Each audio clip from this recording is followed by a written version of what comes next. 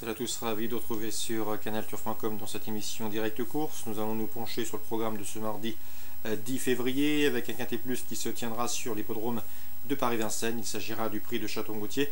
Dans cette épreuve, nous avons une forte délégation étrangère au départ. Cela dit, mes préférés restent des chevaux nés et entraînés sur notre sol. À commencer par le numéro 5, Uno Dancer, qui reste sur la bagatelle de 3 victoires consécutives.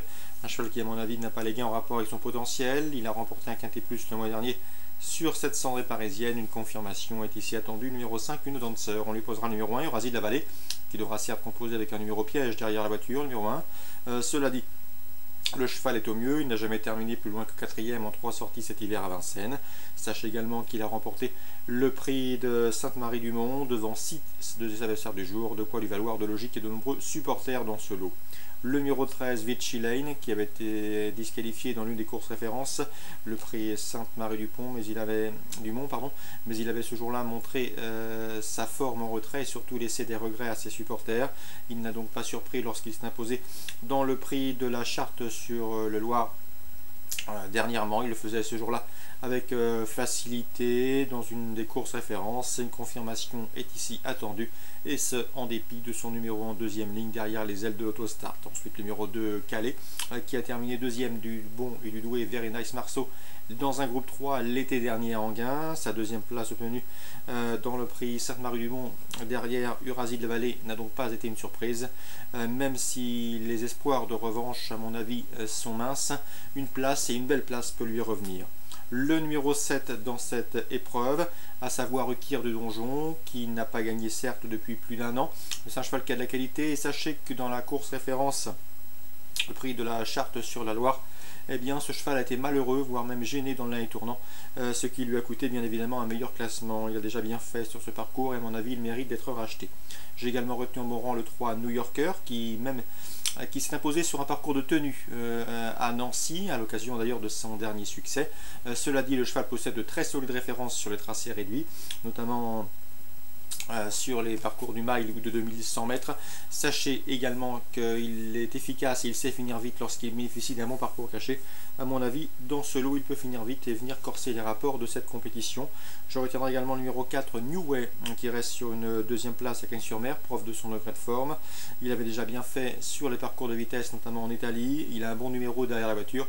Il vaut donc s'en méfier. Attention également au numéro 6, Tsunami, qui à mon avis est barré pour les premières places, mais c'est un cheval qui fait face à un engagement sur mesure au plafond des gains.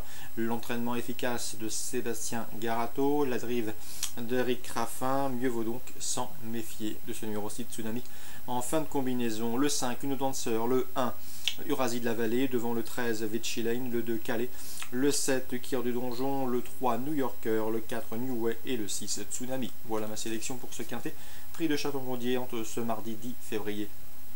La suite du programme en Mont-de-Marsan, en Réunion 2, j'aime beaucoup le 210 Marie-Céleste, qui a été digne de participer au prix Panacée courant octobre sur l'hippodrome de Toulouse, de quoi lui valoir ici des supporters et lui accorder un large crédit. On lui posera le 203 Monnaie Saint-Denis, qui a effectué une course de rentrée honorable dernièrement sur le programme de Pau, et le 204 également, c'est Durano, qui vient de prouver sa forme également sur la PSF paloise en s'imposant. 210, 203 et 204. Dans la 5e, le 502 Griraz possède l'une des meilleures valeurs théoriques du peloton. Certes, à 10 ans, il a perdu de sa valeur d'antan, mais Philippe Sogor, son entraîneur, essaye de trouver des tâches à sa portée, des tâches pas trop difficiles.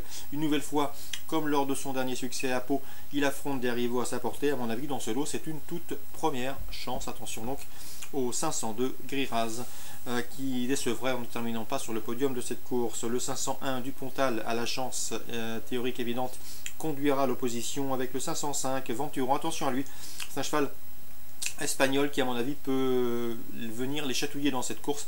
Sachez également que ce 505 Venturon a gagné son unique sortie sur cette piste de Mont-de-Marsan.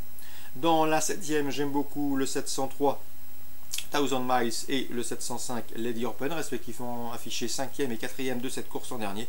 Il me semble en mesure de faire aussi bien, sinon mieux, et même voire mieux, cette année. Donc course ciblée Mont-de-Marsan, Réunion 2, 2e, 5e et 7e. À Pornichet en Réunion 3, j'ai pu m'entretenir avec Claude Delay, Il est confiant avec le 301 Anducas. D'après lui, son cheval doit jouer les premiers rôles. Je vous l'avais déjà indiqué lors de son succès obtenu dans un handicap, justement sur ce parcours de 2400 mètres PSF à Pornichet.